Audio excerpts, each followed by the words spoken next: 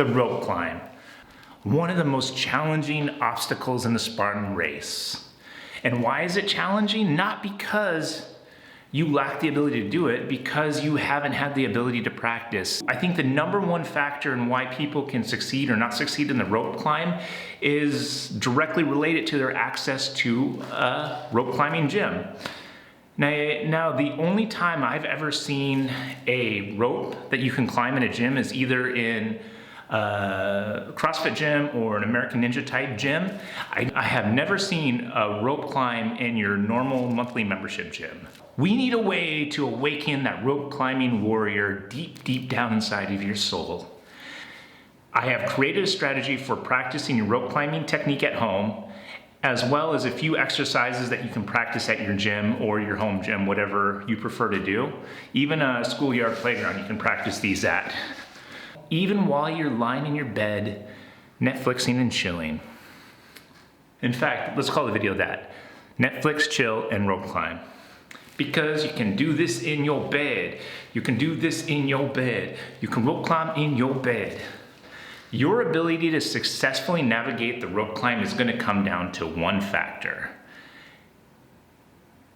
Yes, your ability to grab the rope, clamp in, and anchor down with your feet.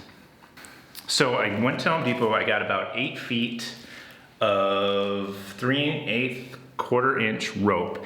Now this rope is a lot less thick than what you're gonna climb on, but that's not the point. The point is to start practicing with your feet, anchoring and locking down on the rope. And I'm gonna show you that technique in a second. Do you wanna work out? Do you wanna climb the rope? But you have no arms. No, Charlie, your lack of opposable thumbs is gonna be your greatest difficulty in climbing that rope. So what I'm gonna do right now is tie this to the stand to simulate gravity. So this now represents gravity. So what I want to do is jump up high as I can with my arms, and then when I get up there, I'm going to come up with my non-dominant leg, push the rope up, and with my dominant leg come down and clamp down on my foot, make sure the rope is on the outside of my foot, going up the center of my body and push down. Now, as you're practicing this in your home, you can totally do this and start developing this skill set of knowing what it feels like to use your feet to grab the rope. And you can test your strength by simply pushing with the full force of your feet and pulling with the full force of your upper body. And as you can see, there's no budge. But if I were to have a bad grip, it would automatically slip out. Look at this, almost like 3D. I come in, push up with my non-dominant leg, push down with the other one, anchor it on top, come around the back side, and now it's hooked. It's not going anywhere. With this foot, non-dominant foot, push down, anchor in, and you can see the rope coming on the outside, and I push down.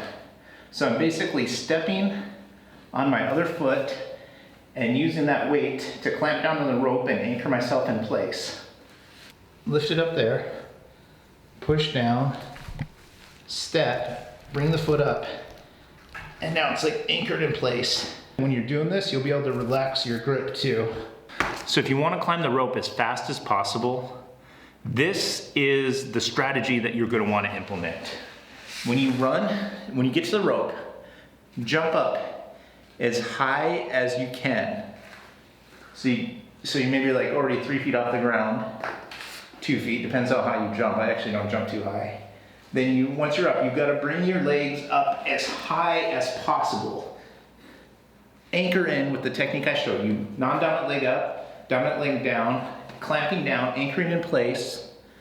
Now look at this space right here. So what I'm gonna do is use my legs and the strength of my legs to push up, use my upper body only to guide myself up. The key to the strategy is this. Like, the more you compact your body, then extend your legs out, the more ground you're gonna cover. The more ground you're gonna cover up. In other words, you're gonna make bigger strides up the rope and navigate it much quicker than your competitors.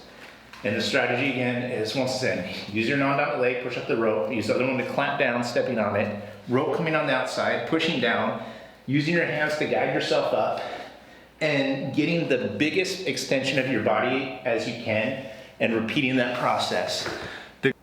And you're not really exhausting your upper body with this strategy because your feet are doing all the work.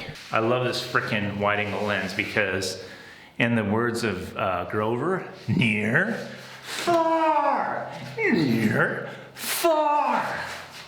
All right, now that that lesson's over, here's the technique you can do for a simple workout. Pull-up bar, whatever. You can do it on pull-up bar, I'm just gonna do it here. So you grab, hang,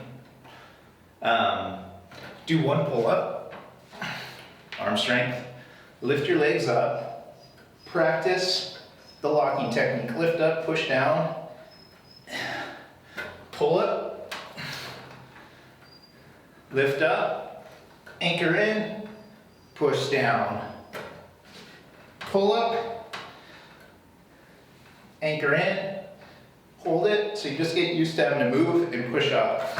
So that is just a very simple workout that you can do to start building that strength that muscles needed to do the... So I just thought of this when I was making the video the other day, is you can actually take this rope, attach it to a D-ring so it can just clip onto things and bring it to your, it can be part of something you can bring to your normal gym and just practice.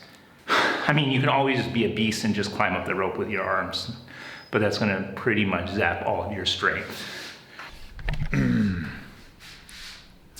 So like the only other thing that I would talk about is that when you're on the course, just remember, not all ropes are created equal. So when I approach an obstacle, when I'm running, as I'm running and I approach that rope climb obstacle, I have two general rules I follow on evaluating which lane of rope I'm gonna climb. The first is, if I get there and somebody just completed the obstacle, that's the rope that I'm gonna go up. The reason I'm gonna go up that rope is I know that rope has at least enough grip for the runner in front of me to successfully navigate it. It has enough grip for the runner in front of me to successfully navigate it. Some ropes will have less grips than, some ropes will have less grip, less friction, less traction than other ropes. The second thing I look for, if I can't evaluate, the second thing I'll look for is the age of a rope. A newer rope is gonna be slick. It's not gonna have as much grip as an older, worn out rope that has broken threads, broken braids. That's the rope that I'm gonna wanna climb because it's gonna give me the most grip. The third thing I would look at is the level of mud on the ropes. If I see a rope that's filthy muddy, I'm probably gonna stay off of it because it's gonna be slick as heck. So those are just a couple other things to look out for.